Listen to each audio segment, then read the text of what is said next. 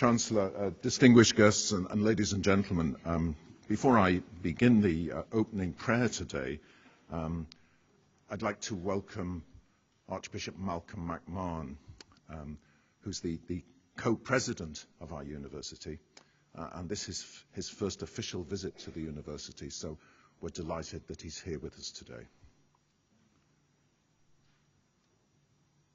Let us pray. Creator God, we come here to celebrate our unique gifts, our abilities and achievements, our experiences and memories, our hopes and our dreams.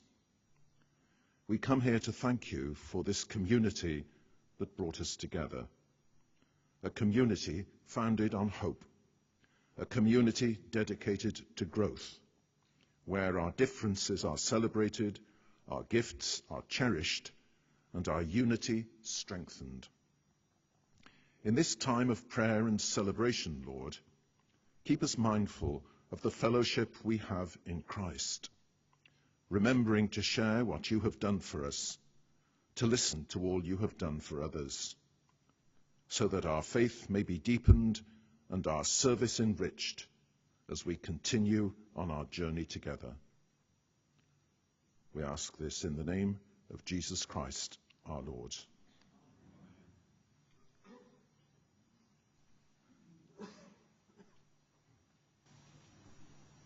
Your Grace, our Archbishop, Vice Chancellor, distinguished guests, could I welcome you all here to this very special day for the university. And I, as the Chancellor, am especially pleased to see many people who support us in so many different ways, and I thank you for that. You are very welcome here.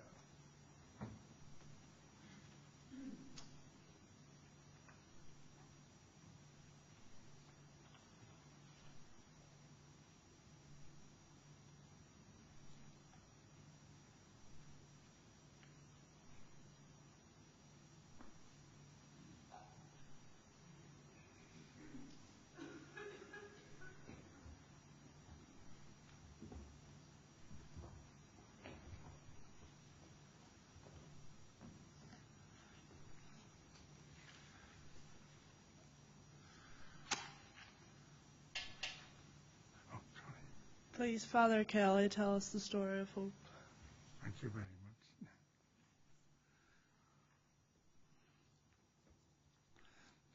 much. My theme this morning is the ecumenical foundation of hope. And it's very appropriate since we're in the week of prayer for Christian unity. My background motive is the phrase often used, hope is the only ecumenical university in Europe. And my talk is inspired by words of Pope Francis. God reveals himself in history. So let's begin with Liverpool in 1950. Two separate women's teacher training colleges, St. Catherine's here, and in Liverpool, Notre Dame, Mount Pleasant. In 1965, a third college opens, a mixed college, Christ College, and it was founded by the Catholic Education and the Ursuline Sisters. One of the DES made an objection, really saying there's too many colleges. One of them, of those three, will need to wither on the vine. And Sister Catherine Hughes, who was then the principal of the Notre Dame College, I shared Mass with her about half an hour ago in her wheelchair, a wonderful person. She came up with a brilliant suggestion to turn that threat into a creative opportunity. Her suggestion was that Mount Pleasant moves here, combines with Christ College and forms an ecumenical federation with St. Catherine's. That was backed by Derek Warlock and David Shepherd. So in 1979, LIHE, the Liverpool Institute of Higher Education, was formed with Professor Jim Burke as the overall rector. The Ursuline sisters bowed out very graciously at that point. Too rich a story for a short talk, but just a few key developments. Under the inspired leadership of Professor Simon Lee, followed then by the imaginative brilliance of Professor Gerald Peele, just a few of the major key developments.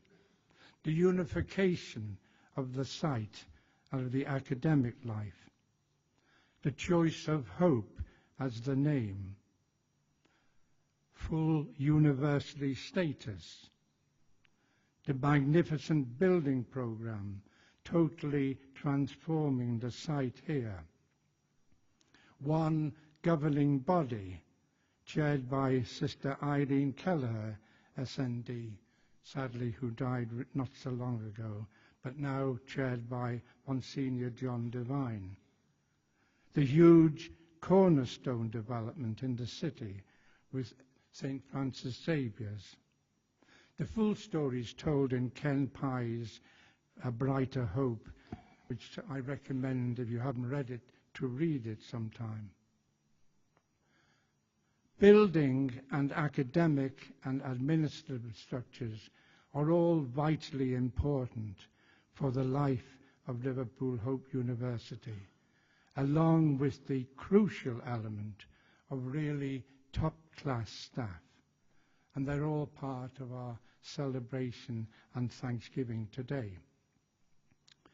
Professor Peele constantly stresses that Hope's key vision is one of the integral development of the whole human person. Vitally important, and all the more so following the recent terrible killings in Paris. And in that context, two developments on a wider ecumenical level should be noted and celebrated. The full acceptance of Muslim students and their worship needs, and the Jewish contribution, especially Bernard Jackson's important role as Professor of Law and Jewish Studies. But let's focus more specifically on Christian ecumenism. Two significant developments at Hope. One, unity in worship. In 2009, this one chapel here became the College Chapel, and St. Catherine's Chapel was redesigned as an elegant Senate room, not forgetting the beautiful shared tabernacle designed by the students. The other development was unity in pastoral care. The chaplaincy becomes a fully ecumenical chaplaincy in every sense except Eucharistic sharing. Vatican II brought major change in the Roman Catholic Church, moved from being an obstacle to being a strong advocate for ecumenism. And that was seen locally in two major events. In 1980, the National Pastoral Conference was held here in Liverpool with over 3,000 delegates from all the dioceses of England and Wales. And most of the meetings were held here in Christ College. And they agreed that commitment to ecumenism is essential. It's not an optional extra. And that the lack of Eucharistic hospitality is a serious anomaly. And then the second local thing, in 1982, Pope John Paul II came to Liverpool, welcomed in both cathedrals, professed down the appropriately named Hope Street, and in his homily in the Metropolitan Cathedral, he said, "Christian disunity is a serious sin and openly contradicts the will of Christ.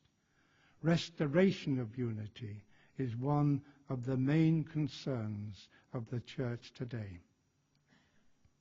Let's get back to Francis' words, God reveals himself in history. The story of hope is a remarkable revelation. It's beyond the wildest dreams of the Notre Dame and St. Catherine staffs way back in 1950. Something for us to be thankful today, especially on Foundation Day. I believe we are living in a unique and privileged moment in the history of Liverpool Hope. In addition to our excellent Free Church leaders, both the Catholic and Anglican churches in Liverpool have new bishops, Malcolm and Paul. And beyond Liverpool, Justin Welby in Canterbury and Pope Francis, all of them remarkably inspired leaders. Francis, courageous and strong-willed, but also keen to encourage local leadership. And he insists that the call of God lies not so much in law or in church dogma, but in the reality of everyday life. Bishop Paul, his unforgettable Poor Man's Table Eucharistic homily at his installation. Just 2 sentences from that. A table for everyone who wants to sit and eat. Not a high table, but a table for everyone. And Bishop Malcolm, at his installation, I think I'm right in quoting you, you said, "I am 100% ecumenical." Hope is not just one university among many. It is unique as the only ecumenical university in Europe. And the story of its growth in unity is also unique. Something to celebrate and thank God for, especially in the Eucharist as a sacrament of unity. Though that reveals a problem. The only thing we cannot do together in hope is to celebrate together the sacrament of unity. Let me quote a true story. In an ecumenical large community, one of the disabled non-Catholic residents, when he was refused communion by the Catholic priest, simply said to him, "Don't be silly, Jack." I think Francis would agree that the priest is being silly. Francis' key concerns, as mentioned, are not about law or dogma, but about discerning what is pastorally life-giving in a situation. 2 short quotations from him. The Church is called to be the house of the Father, with doors always wide open. And a few lines later, nor should the doors of the sacraments be closed for simply any reason at all. An echo of Bishop Paul's homily, surely. In my former shared Catholic Church of England Roman Catholic parish in Widnes, Archbishop Warlock and Bishop Shepherd implicitly supported simultaneous Eucharists in certain specific times as pastorally life-giving. Later, Archbishop Kelly made a contrary discernment, but that's another story. You can read it in chapter 5 of my 50 years receiving Vatican II. I may be wrong, but I can't help wondering whether hope is in its unique position as the only ecumenical university in Europe, needs to discern more creatively how the powerful role of the Eucharist as sacrament of unity can play a real and more effective place in Hope's community life. As Pope Francis says, God reveals himself in history. We can be quite sure that God will continue to surprise us as he reveals himself in the ecumenical history of Liverpool Hope University.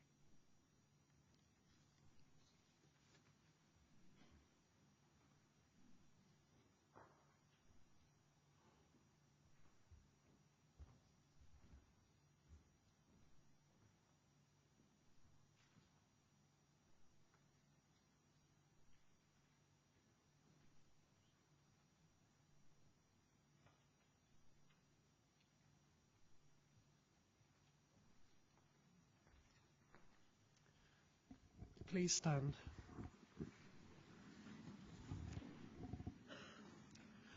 Let us pray.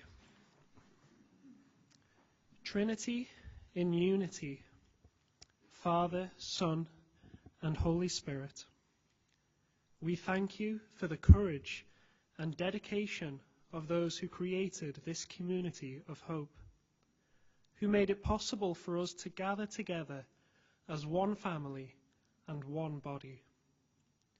Inspired by our past, we pray that wherever we encounter distrust, we will bring faith.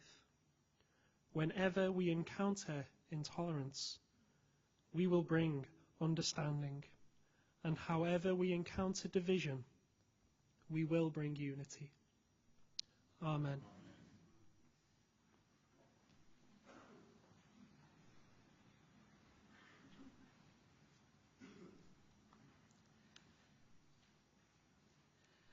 And what more shall I say? I do not have time to tell about Gideon, Barak, Samson, and Jephthah, about David and Samuel and the prophets, who through faith conquered kingdoms, administered justice, and gained what was promised, who shut the mouths of lions, quenched the fury of the flames, and escaped the edge of the sword, whose weakness was turned to strength, and who became powerful in battle and routed foreign armies. Women received back their dead, raised to life again. There were others who were tortured, refusing to be released so that they might gain an even better resurrection. Some faced jeers and flogging, and even chains and imprisonment. They were put to death by stoning. They were sawed in two. They were killed by the sword. They went about in sheepskins and goatskins, destitute, persecuted, and mistreated. The world was not worthy of them. They wandered in deserts and mountains, living in caves and in holes in the ground. These were all commended for their faith, yet none of them received what had been promised, since God had planned something better for us, so that only together with us would they be made perfect.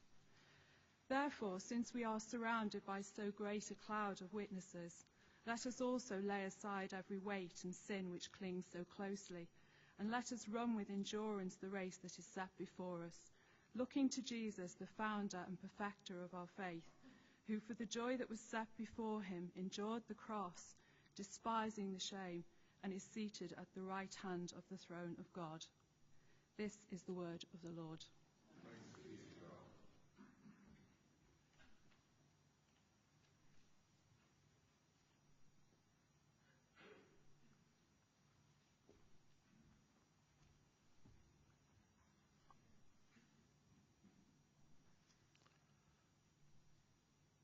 Little Emily walked into the kitchen where her mother was baking. And she said to her mum, "Is it true what they told me in Sunday school? That we come from dust, and when we die, we go back to dust?" And the mum realized this was a serious question, so she wiped her hands on her apron and she sat Emily down and she said, "Darling, you have to understand these things you learn in Sunday school about the Bible have to be seen in their proper theological context. And Emily said, well, it's just I was upstairs in my bedroom playing, and I looked under my bed, and I think there's somebody there. But I don't know whether they're coming or going. Have you ever had that feeling? That's me this morning. I don't know whether I'm coming or going. I've been told that you'd like me to talk about the role of Christian universities. Well, okay, but I'm used to getting up in a pulpit like this and giving the word of God rather than an account about universities. And then you said, can you do it in 5 to 10 minutes? Well, I've got to tell you that I'm a professor of chemistry and I'm a Baptist lay preacher. And neither of those do anything in 5 to 10 minutes. Seriously, I'm delighted to be back at Liverpool Hope University and to share with you in this great celebration, especially during the week of prayer for Christian unity. A time when we follow the instruction of Jesus, the prayer of Jesus, that they might be one. John chapter 17 and verse 21. You stand here in a great tradition, as you've heard from the Reverend Dr. Kevin Kelly. And indeed, as you've seen from and heard from that reading in Hebrews chapter 11, as read to us by Dr. Kathy Walsh. You do indeed stand on the shoulders of giants. You may have noticed that inscription on the outside of your £2 coin, if you're lucky enough to have any. It's a famous quote from Sir Isaac Newton, the first spectroscopist. And I like the quote not only because it's a good quote, but because I'm a spectroscopist too, and I've got a couple of hundred papers in referee journals about spectroscopy. So it's a great quote. It comes from when he was challenged by Robert Hooke, his great rival and contemporary, about his achievements. And he wrote back to Robert Hooke in a letter acknowledging the debt he owed to other scientists. He wrote back, "If I've seen further, it has been by standing on the shoulders of giants."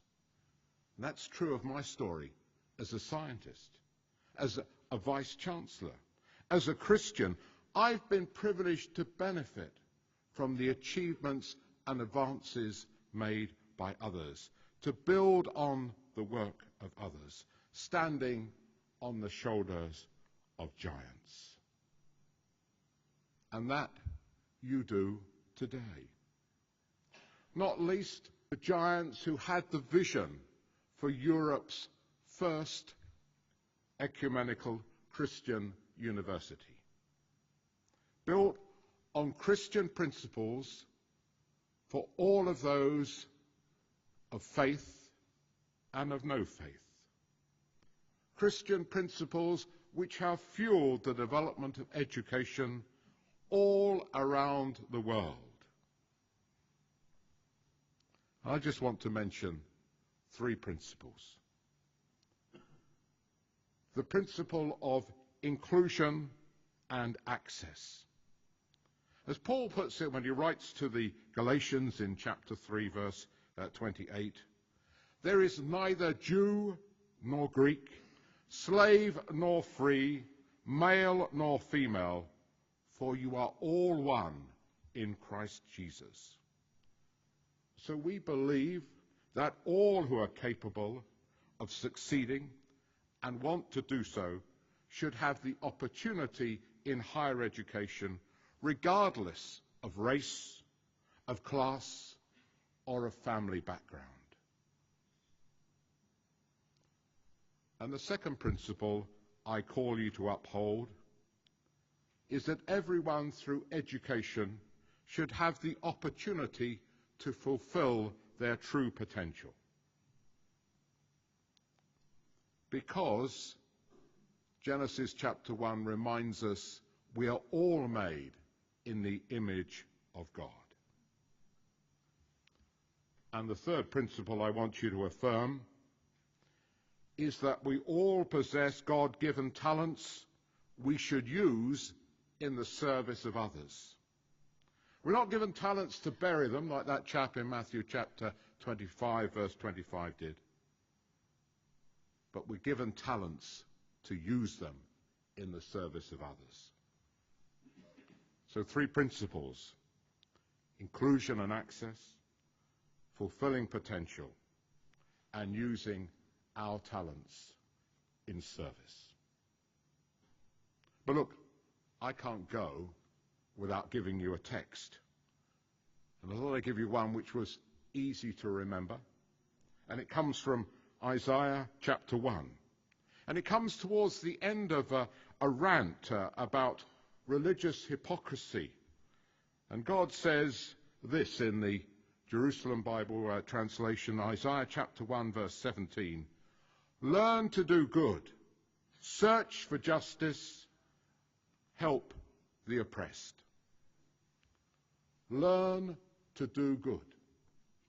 Not only is it memorable, but it splits into 3 points, which again is what I've been taught to do. First of all, learn. Learning is what a university is about. But God says that's what life is about. Never stop learning. You're never too old to learn. And secondly, God says, learn to do good.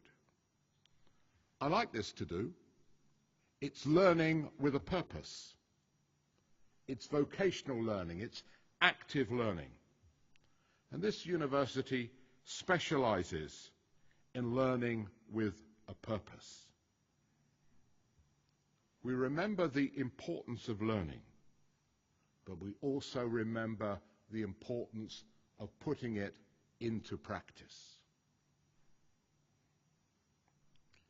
And thirdly, in a world of disunity, of wars and of terror, God says almost exasperatedly, learn to do good.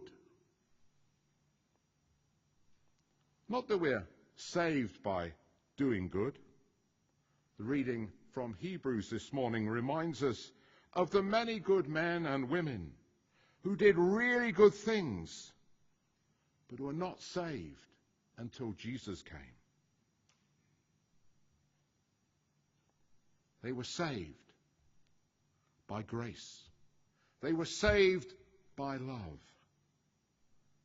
Not anything we do, but it is the gift of Christ.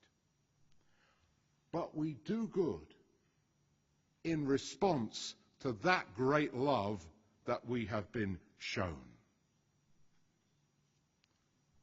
So, my friends, learn to do good. I see from the order of service that my office has sent you a lot of guff about me, and I've told you one or two other things about me while I've been here. And I'm going to tell you one more thing, and that's that I'm a Spurs fan. Well, I've got to be. I was born in Edmonton. And we're that close to getting to Wembley again for the League Cup final. We've only got to not lose to Sheffield United next week to be there once again.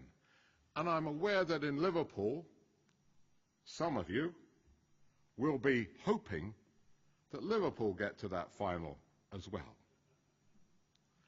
And the difference is that here in Liverpool, you have the Victorian University, you have Liverpool John Moores, and you have Hope. Whereas in Sheffield, they too have the Victorian University. They have Sheffield Hallam, but they have no hope.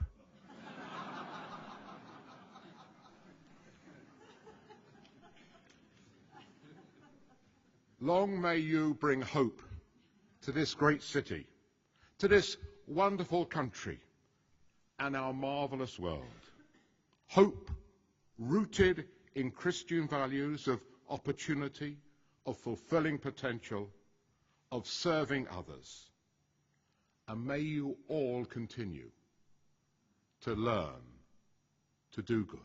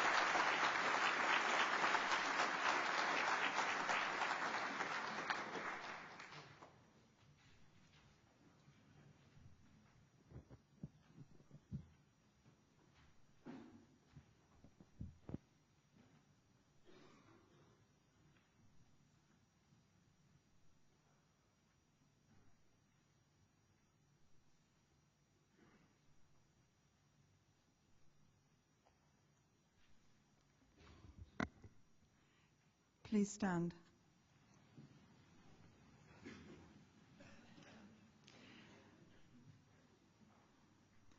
We bring these prayers and the prayers of our hearts together as we pray in the words that Jesus taught us.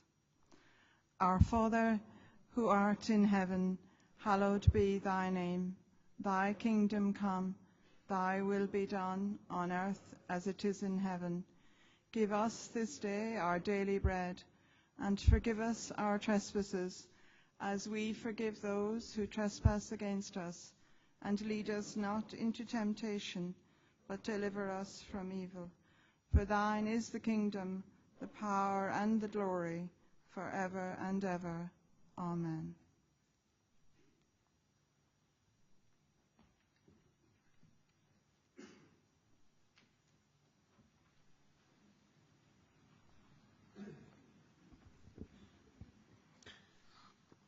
It is always a great delight to gather as a university community once a year in this fashion, and especially to have academics in their colors stopping for these couple of hours each year, just to hear the story of hope and to know what makes us different and what our obligations are as a special place.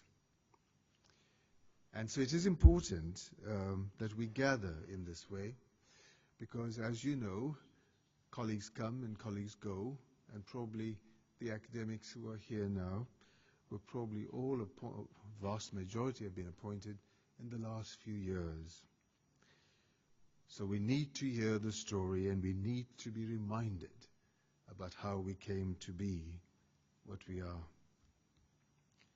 And to be reminded that, yes, indeed, we stand on the shoulders of giants.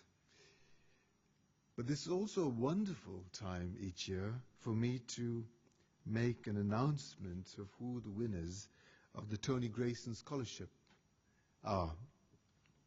Nobody knows, save maybe my PA, and we keep this a secret because I think about it for many months, and I hear the advice of many people before settling on one name or two names each year. It's very difficult, because we could give this award to 100 people at Hope. That's how rich we are as a community, dedicated, hard-working, committed colleagues, and who keep the system running. Now, academics get their names on books and on published articles, and they get promoted to all manner of elevated roles, and finally, of course, the big one is to win a chair, or to be placed in a chair in their discipline at the university, which is the great wish of the very best academics anywhere in the world. But we forget that the system runs not only because we are academics, it runs because we have very dedicated administrative staff. People who serve us, and their names are never on books or on articles. And so we think this is a wonderful time to award these scholarships to colleagues who help the system run, who make it happen, and sometimes they are behind closed doors. Their names are not known even across the university. It's very difficult, and in awarding these two, we really are congratulating their departments and congratulating the entire units that they work with. So when we celebrate and applaud them just now, we really applaud dozens of other people. The first is an administrator who not everybody outside her faculty will know. She supports or contributes to helping 1,600 undergraduates and 45 academic staff. She's known to do her duties quietly, minute-taking, those hard things that we just have to do, minute-taking, exam boards, student inquiries, entries on SITs, which I'm sure many of you are very familiar with, room bookings, and then dealing with student inquiries before and after peak times in the year. A senior manager said she always keeps calm and has an eye for detail in everything she does. She's able to bring order to impending chaos when such threatens. She goes the extra mile and does so in a supportive spirit and in ways that make it very clear that she's contributing to the ethos of the university. Two of her colleagues write this about her. In our view, she is an unsung hero in our academic community, who just quietly goes on with the job and gives her all to students, academics, and other university stakeholders. We could not think of anyone else who deserves the Tony Grayson Award more. And one can go on about this colleague, and she came to my attention through other colleagues talking about her. And she is Christine Parry from the Faculty Office in Education.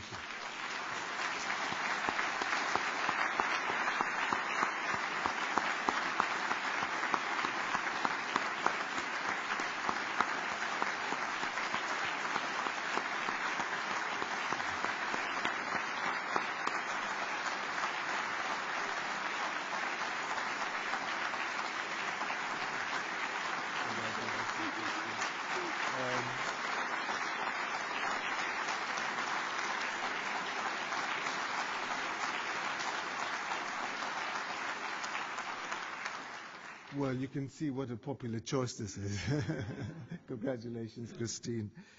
The other colleague is also somebody you may or may not know. I was telling the security, stay with me, Christine. I was telling our Circus campus operatives at the induction this year. I went to meet them all and talk with them, and I told them about 3 people laying bricks, building a cathedral, and there were bricklayers in the cathedral, and they were asked what they're doing, and the first one said, "Well, I'm laying bricks," and the other one said, "I'm building a cathedral." The third one was asked the same question, and he said, "I'm building a place for people to worship God." All laying bricks, but all having entirely different perspectives on their work. Now, this other colleague has worked here for almost 20 years, I guess, or more, long before my time, and I was taking some guests. I won't tell you where, because you'll know exactly which department. But I was taking some guests around, and I got to her desk and said, "Well, won't you tell our guests what you do?" Well, she was like this third bricklayer. She just didn't tell them what she did. She began telling them about the university. So I stepped back and let her tell the story. And she was telling them about what we're doing, what we're becoming, how she contributes to the development of the academic ambition of the university. And I sat back and said, now, she's just not laying bricks. She's building a cathedral, but she knows the purpose of the cathedral, and that is to worship God. And I walked away from there thinking she just captures the place. She works in the library. You may know her. I took guests to her desk, and I was delighted to see how much she grasps the meaning of this university. And she is Philippa Williams.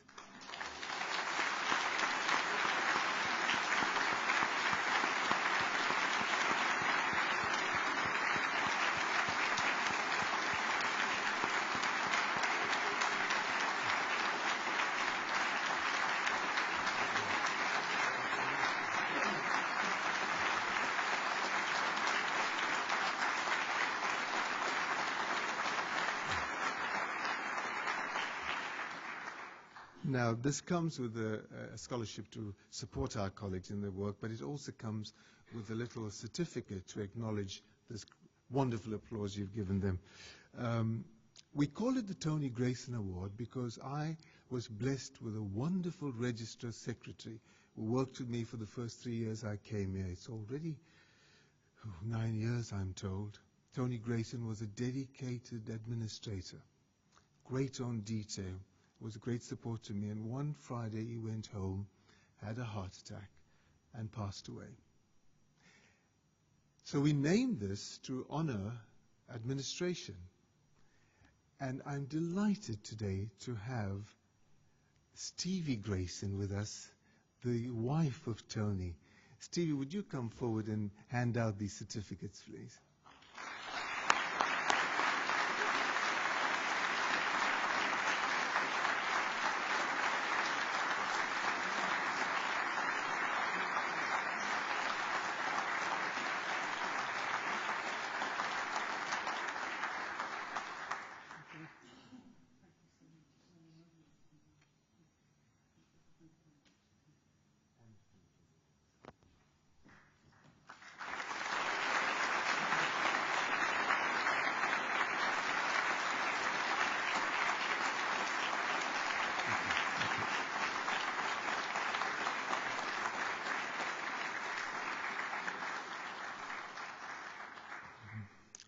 We've also introduced the Liverpool Hope University Prize for Excellence in Learning and Teaching.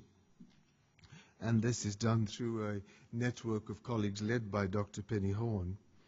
And as you read in the brochure, this is awarded, any department can apply or put forward suggestions.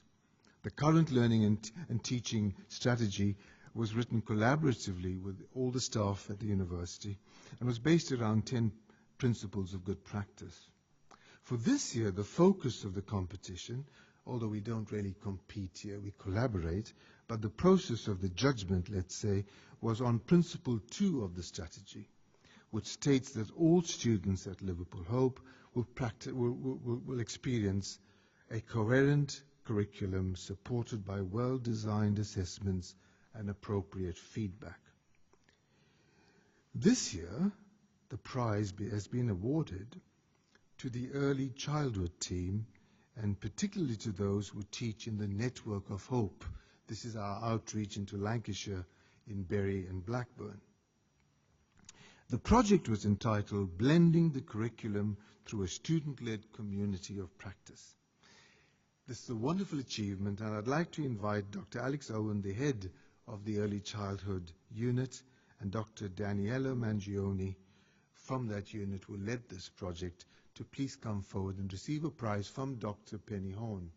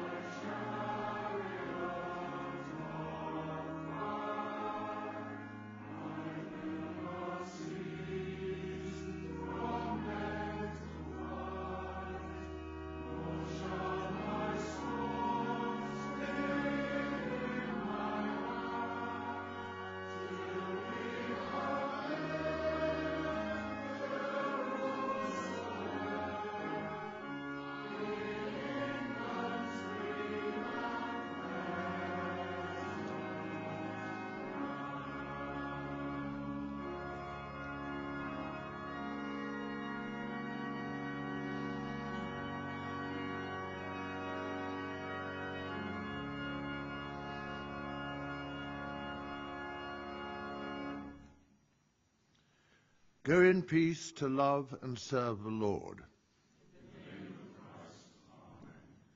Gratia Domini nostri Jesu Christi et caritas Dei, et communicatio Sancti Spiritus, sit semper cum omnibus nobis.